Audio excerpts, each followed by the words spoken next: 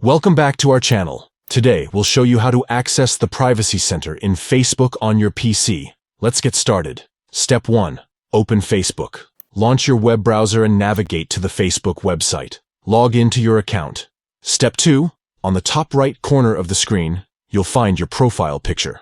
Click on it to reveal a drop-down menu. Step 3. From the menu, select Settings and Privacy.